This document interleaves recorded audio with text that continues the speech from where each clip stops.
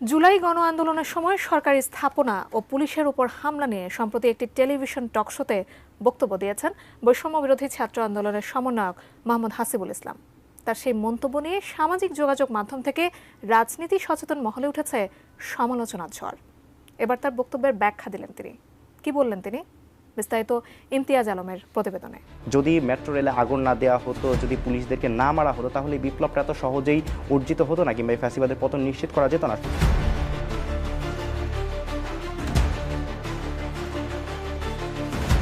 ২৬ October একটি বেসরকারি television চ্যানেলের টকশো অনুষ্ঠানে আলোচক হিসেবে যোগ দিয়েছিলেন বৈষম্য বিরোধী ছাত্র আন্দোলনের সমন্বয়ক মোহাম্মদ হাসিবুল ইসলাম।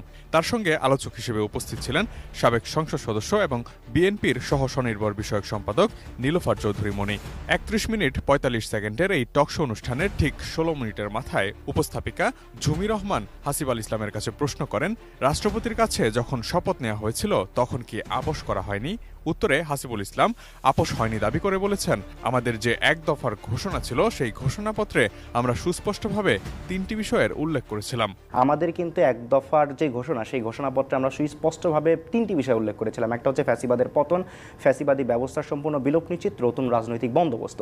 তখন শুধু আমাদের ফ্যাসিবাদের যেই পতনটা সেটা কেবল হয়েছিল, বাকি যেই দুটো স্টেপ রয়েছে, ফ্যাসিবাদী ব্যবস্থা সম্পূর্ণ বিলোপ নিশ্চিত এবং নতুন রাজনৈতিক বন্দোবস্ত, তার মানে যে আমাদের যে লড়াইটা, আমাদের সংগ্রামটা এবং আমাদের যে বিপ্লবটা সেটা কিন্তু শেষ হয়ে যায়নি। তার মানে আমাদের এই বিপ্লবটা চলমান রয়েছে। হাসিবুল ইসলামের এমন বক্তব্য প্রচারের পর রাজনৈতিক অঙ্গন ও সামাজিক যোগাযোগ মাধ্যমে সমালোচনার ঝড় শুরু হয়। তার কথাকে বৈষম্য বিরোধী ছাত্র আন্দোলনের সময় ঢাকার মিরপুর ১০ ও কাজীপাড়া মেট্রো রেল স্টেশনে ভাঙচুর ও আগুন দেওয়া এবং পুলিশ হত্যাকাণ্ডের স্বীকারোক্তি হিসেবেই দেখছেন কেউ কেউ। এ নিয়ে ফেসবুকে স্ট্যাটাসও দিয়েছেন অনেকে। ক্ষমতাচ্যুত আওয়ামী লীগ হাসিবের বক্তব্যের অংশবিশেষ নিয়ে রিলস বানিয়ে ভেরিফাইড ফেসবুক পেজ থেকেও প্রকাশ করে তারা। ডিজাইন, এলিগেন্স, বিউটি, সেরা পণ্য সবার জন্য জেভিকো। সমালোচনার মুখে রোববার নিজের ফেসবুক আইডিতে বক্তব্যের ব্যাখ্যা দিয়েছেন হাসিবুল ইসলাম। তিনি লিখেছেন, আমার খণ্ডিত বক্তব্য নিয়ে বেশ কিছু গণমাধ্যম নিজেদের মতো ব্যাখ্যা দিয়ে জনমনে বিভ্রান্তি ছড়াচ্ছে বলে আমি মনে করছি। আমার বক্তব্যে আমি মূলত বোঝাতে চেয়েছিলাম বিপ্লবের প্রেক্ষাপট নিয়ে। আলাপ করতে গিয়ে সময় স্বল্পতার কারণে শুধু দুটো বিষয় তুলে ধরেছিলাম, কিন্তু এর ব্যাখ্যা দেওয়ার পর্যাপ্ত সময় পাইনি।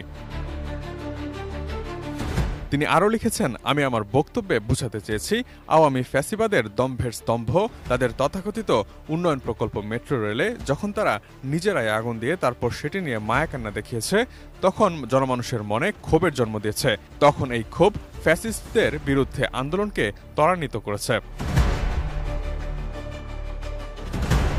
দ্বিতীয় ঘটনার ব্যাখ্যা হিসেবে তিনি লিখেছেন, জুলাই আন্দোলনে আওয়ামী দোসর পুলিশ লীগ নির্বিচারে ছাত্র জনতার উপর গুলি চালিয়ে গণহত্যা পরিচালনা করেছিল। তখন দেশের সর্বস্তরের জনতা নিজেদের জীবন বাঁচাতে তাদের বিরুদ্ধে কঠোর প্রতিরোধ গড়ে তুলেছিল, যেটা ছিল মুক্তিকামী জনতার পুঞ্জীভূত ক্ষোভের বহিঃপ্রকাশ। আওয়ামী সন্ত্রাসীরা পুলিশকে ব্যবহার করে গণহত্যা পরিচালনা করেছে। এই জন্য এই অভ্যুত্থানে যত রক্তপাত হয়েছে এর দায় আওয়ামী ফ্যাসিস্টদের নিতে হবে, কারণ তারা জনতা ও পুলিশকে মুখোমুখি অবস্থানে দাঁড় করিয়েছিল। এই দুটো বিষয় বোঝাতে গিয়ে সময় স্বল্পতার কারণে স্রেফ ঘটনা উল্লেখ করলেও পুরো বিষয়টি তুলে ধরা সম্ভব হয়নি বলে দাবি তার। Imtiaz Alam, desk report, ATN news.